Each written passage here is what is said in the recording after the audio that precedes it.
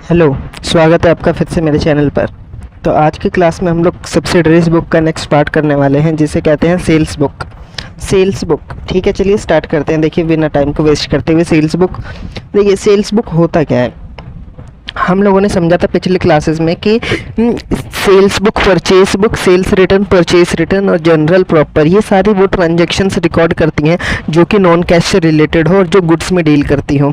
तो it's mean sales book, वो sales book जब भी हम लोग प्रिपेयर करेंगे, बिजनेस प्रिपेयर करती है, तो वो क्रेडिट ट्रांजेक्शन्स को रिकॉर्ड करती है जो कि उधार में हुई हो, जिसमें कैश इन्वॉल्व ना हो। ठीक है, वो कहलाती है हमारी सेल्स बुक, जो गुड्स में डील करती हो।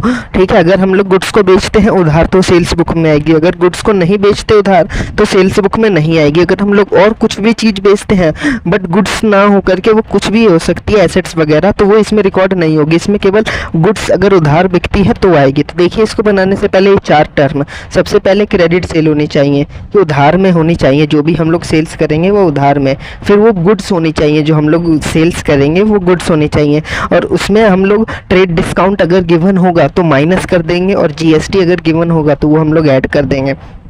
देखिए फटाफट से इसके क्वेश्चंस कैसे आ जाते हैं। उससे पहले मैं आपको इसका फॉर्मेट दिखाना चाहूँगा। देखिए इसका फॉर्मेट कुछ नहीं है, दरअसल जो हमने परचेस बुक का फॉर्मेट देखा था वही सेम फॉर्मेट है, बस ऊपर नाम बदल जाएगा हमारा सेल्स बुक, और इसमें इनपुट जीएसटी की जगह आउटपुट एसजीएसटी सीजीएसटी आ जाएगा।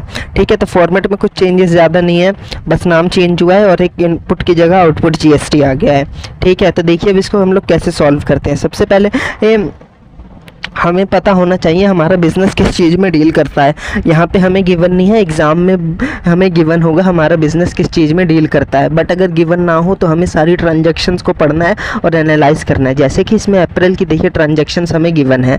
क्या गिवन है, इसमें लिखा है कि goods sold to MS furniture, यानी कि हमने गुड्स सोल्ड करा है एमएस फर्नीचर को। अब ये गुड्स टर्म आ गया ना, तो यानी कि बिजनेस हमारा फर्नीचर में डील करता है, तभी हमने फर्नीचर वाले कंपनीज को हमने गुड्स सोल्ड करा है। ठीक है, हमने क्या क्या गुड्स सोल्ड करा है, देखिए 20 चेयर्स करे हैं, 400 पर चेयर्स था, 30 टेबल करा है, @ 30 पर टेबल था। ठीक है, 10% ट्रेड डिस्काउंट था।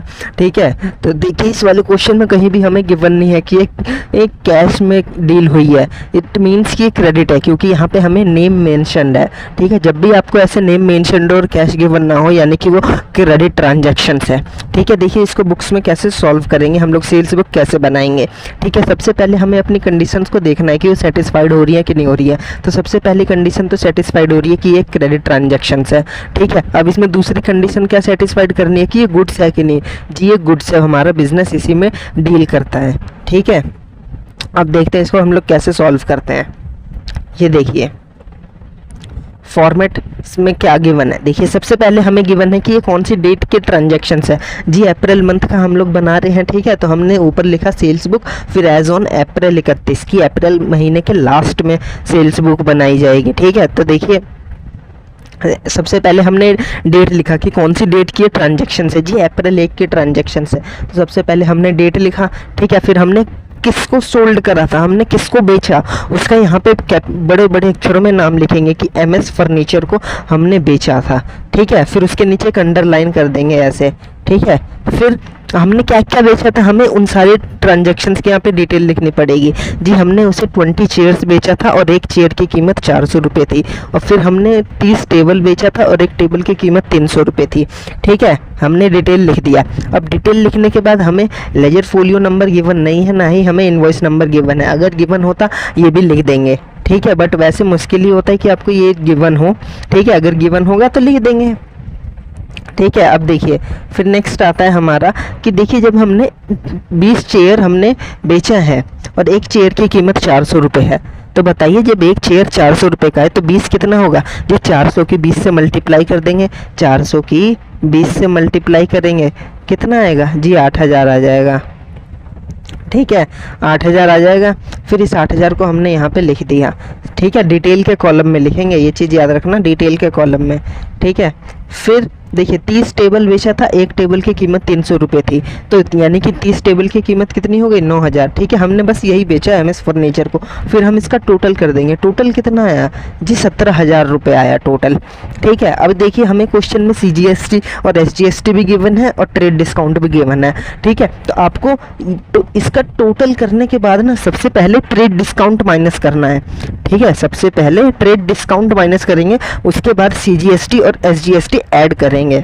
ठीक है, तो पहले ट्रेड डिस्काउंट माइनस करेंगे। देखिए कितने परसेंट गिवन था, हमें 10% गिवन है। ठीक है, एग्जाम में हो सकता है आपको ये दे दे 15%, 20%, कितना भी दे सकता है, बस आपको परसेंटेज निकालना आना चाहिए। अब देखिए 10% गिवन है, तो किसका 10% निकालेंगे, इस 17,000 का हम लोग 10% निकालेंगे। ठीक है, 17,000 का 10% निकालेंगे, कितना आएगा, देखिए 1700 परसेंटेज। ये देखिए कैसे निकालते हैं, 17,000 का 10% निकालेंगे, नीचे 100 आ जाएगा। ठीक है, इससे काट देंगे, देखिए 1700 बचेगा। ठीक है, तो 1700 आ गया, इस 1700 को हम लोग यहाँ नीचे लिख देंगे और इस 17,000 में से माइनस कर देंगे। अब 17,000 में से 1700 गए, कितने बचेंगे, 15,300 रुपये बचेंगे।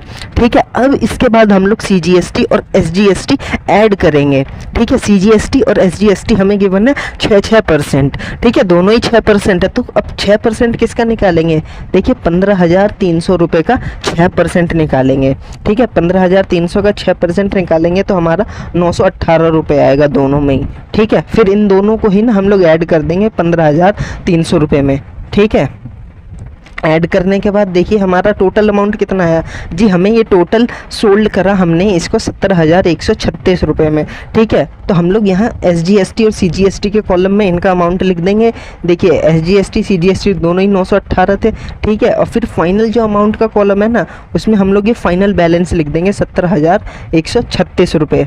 ठीक है, आई होप आपको क्लियर हुआ होगा ये पहला क्वेश्चन। ठीक है, बढ़ते हैं नेक्स्ट क्वेश्चन की तरफ। देखिए हमारा नेक्स्ट क्वेश्चन कह रहा है कि हमने गुड्स सोल्ड करा है किसको, टू A&B वुड लिमिटेड। हमने A&B वुड लिमिटेड को गुड्स सोल्ड करा है। ठीक है, अब हमें पता चल गया कि हमने भाई गुड्स तो सोल्ड कर दिया A&B वुड लिमिटेड, यानी कि ये। ठीक है, अब गुड्स, इसके आगे आप लोग पूरा क्वेश्चन पढ़ेंगे, डायरेक्ट करना चालू मत कर देना। ऑन कैश, ठीक है, देखिए हमने कैश पर बेचा है, यानी कि जाहिर सी बात है अब हमने ये जो कुछ भी बेचा है ना, 25 स्टूल 10 बेड्स, ये सब अब इसमें से कुछ भी ट्रांजेक्शन यहाँ पे रिकॉर्ड नहीं होगी। क्यों, क्योंकि यहाँ पे कैश आ गया कि हमने इसे कैश में सोल्ड करा है। ठीक है, और कैश में सोल्ड करा है तो इसके लिए हमने कैश बुक बनाई होगी, उसमें हम इसे लिख देंगे। यहाँ पे तो केवल और केवल क्रेडिट सेल आएगी जो कि उधार सेल होगी।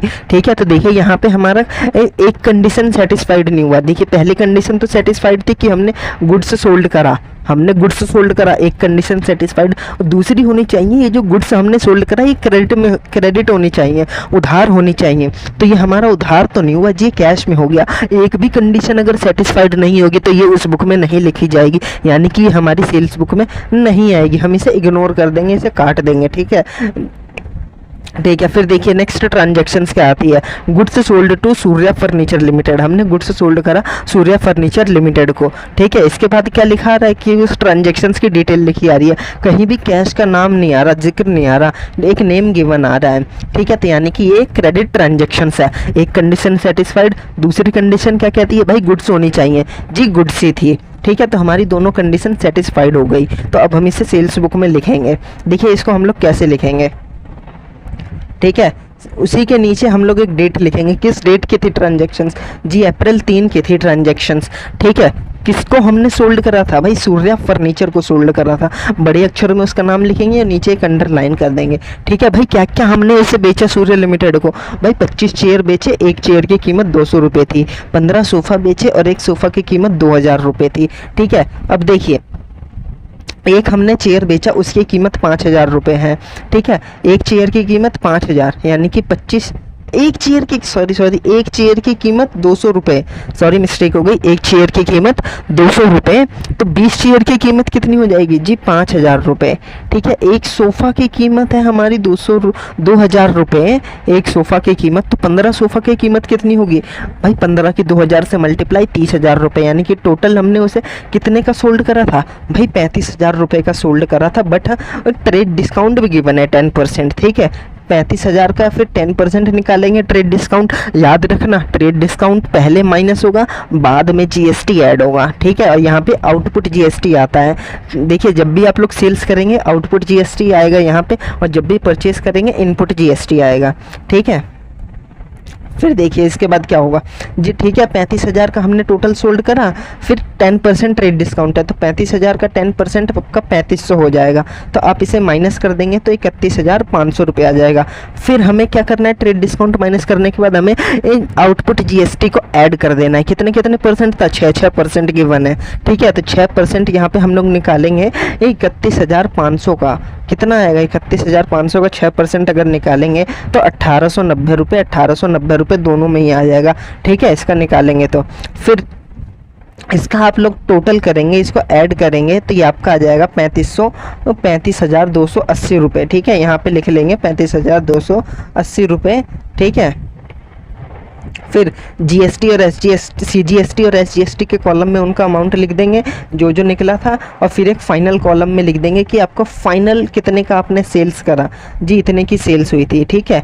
फिर हमारा और कोई ट्रांजैक्शंस हमें अप्रैल मंथ में गिवन नहीं है, क्रेडिट सेल्स की, ठीक है। तो हम लोग टोटल को ऐड कर देंगे। देखिए एक ये रहा, एक ये रहा, ठीक है। दोनों को हम लोग ऐड कर देंगे। दोनों को ऐड करने के बाद हमारा आ रहा है 53,416 रुपये। अब ये जो बैलेंस निकल के आया है हमारा, इसको हमें ट्रांसफ़र करना होता है। हमें इसे क्या करना होता है, हमें इसे सेल्स अकाउंट में ट्रांसफ़र करना होता है। तो हमारा जो फाइनल बैलेंस निकल के आएगा ना, उसको हम लोग लिखेंगे सेल्स अकाउंट, और यहाँ पे लिख देंगे क्रेडिट, क्योंकि सेल्स अकाउंट का बैलेंस हमेशा ही क्रेडिट आएगा। जैसे हमने परचेस बुक बनाया था तो वहाँ पे हमने लिखा था परचेस अकाउंट डेबिट, ठीक है। तो आई होप आपको क्लियर हुआ होगा। अगर वीडियो अच्छी लग रही होगी तो लाइक करते हुए चलना, ठीक है। अब देखिए नेक्स्ट ट्रांजैक्शन आखिरी क्या आती है हमारी, मशीन सोल्ड, ठीक है। ये तो देखिए आएगा नहीं, क्यों, क्योंकि यहाँ पे मशीन सोल्ड आ गया, ये गुड्स सोल्ड है ही नहीं, वो भी इलेक्ट्रिक्स की, ठीक है, ठीक है। तो वीडियो कैसी लगी, अगर वीडियो अच्छी लगी होगी तो प्लीज़ वीडियो को लाइक कर देना, अपने दोस्तों के साथ ज़्यादा से ज़्यादा शेयर कर देना, और ऐसे क्वेश्चनों की प्रैक्टिस करते रहोगे। काफ़ी सिंपल क्वेश्चन हो जाते हैं हमारी सब्सिडरीज बुक के। मिलते हैं नेक्स्ट वीडियो में।